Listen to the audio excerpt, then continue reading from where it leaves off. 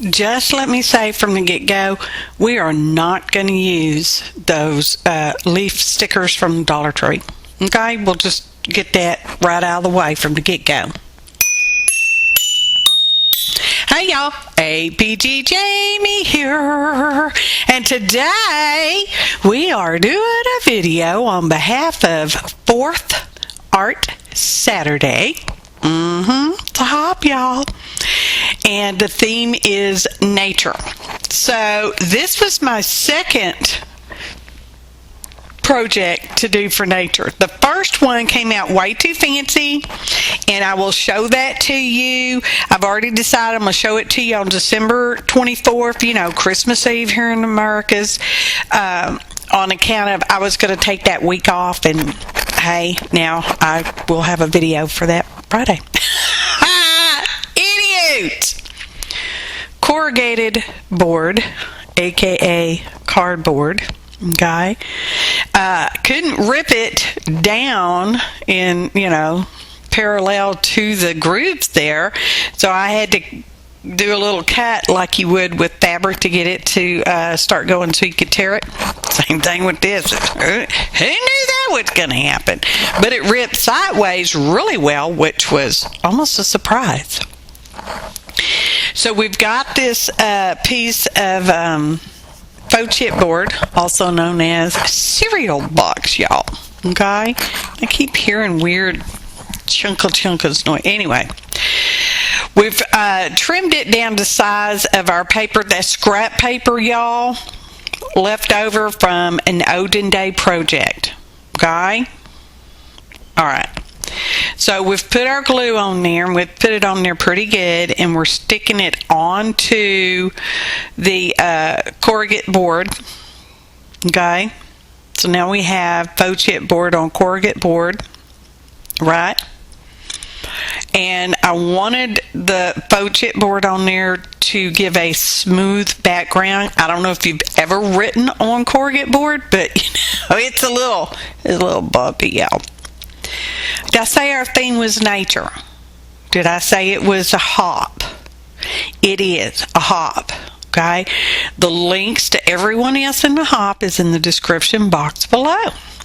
Please click on the first link in the box, and that will take you to the next person in the video, and so on and so forth thereon until you get back around to me, alright? Okay, when you get back around to me, you've done the whole hop, y'all. Woo! Thanks for hopping. So we're punching holes with our crocodile big bite. I don't know what it's called. That tool right there, y'all. Now I'm looking at it from the side, and I'm just basically eyeballing, because y'all know I'm mostly an eyeballer. Okay, just saying. And this is nature. I had picked up some sticks after a storm out in the yard, and I saved them. Okay, because I'm like, I might want them. Yeah. So like I'd never have another stick in the yard, y'all. Anywho,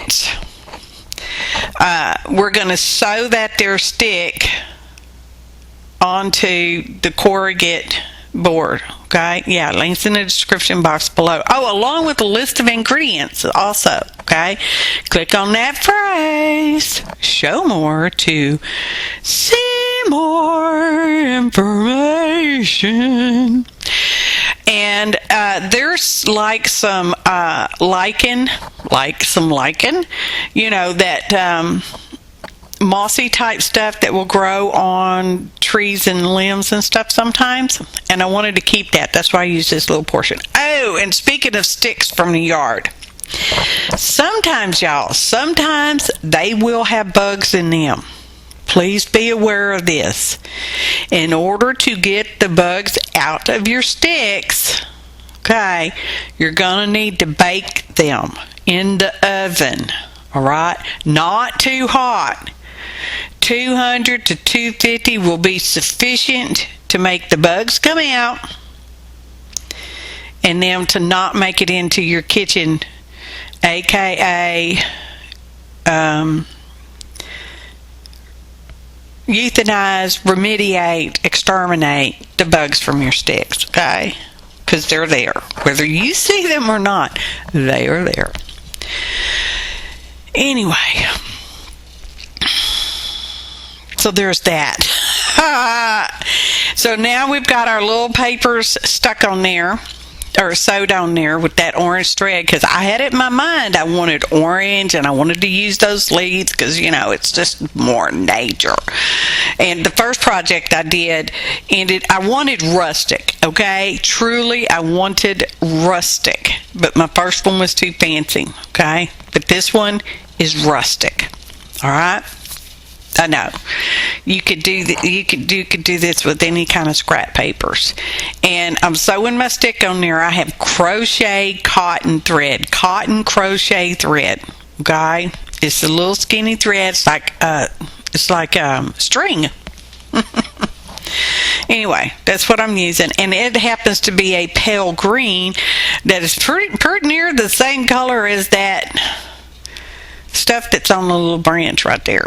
Okay, and I left some little danglies of the eyelash trim on the end because, you know, I wanted to. Thought it was pretty.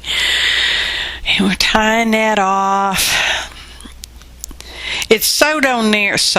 It's attached on there pretty good. I could have put glue. I could have just as easy have used wet glue or even a hot glue. Okay, if you're of an aversion to sewing, you don't got to do it. Okay. You don't even have to use a stick. You could use a pencil or a pen or nothing. We did take our scraps and sewed it on there. We're going to do a flat pen. And that's just an inexpensive pen from wherever.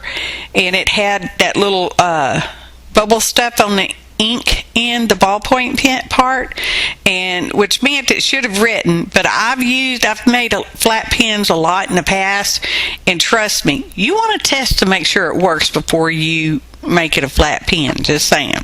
So I took that off and scrubbed it, and it wrote scribbles is what it wrote. So I cut off a little bit of the pen there. You have to be extra careful, y'all.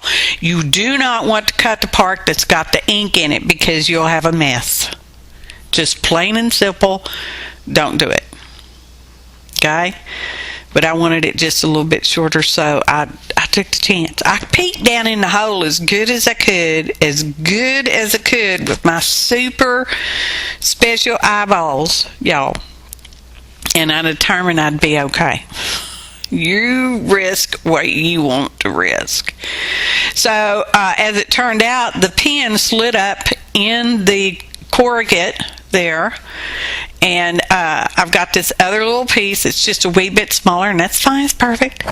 And it's actually, the corrugate is going in the opposite direction. What is making that noise?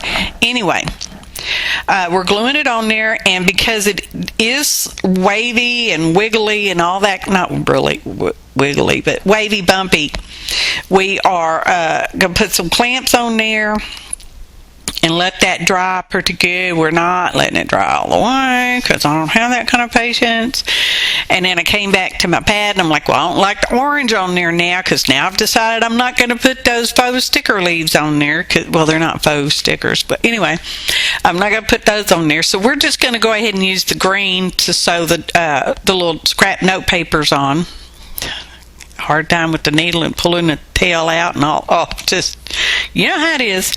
So we're just going to sew that on there. Now, mind you, this stuff is replaceable, because when you use all them little papers, you can just get more papers and sew them on there. Or if you wanted to, if you were really clever, you could use a ribbon. Okay, might have to make your holes bigger, but you could use a ribbon and put a little bow on the front, and then you can just, you know, untie it.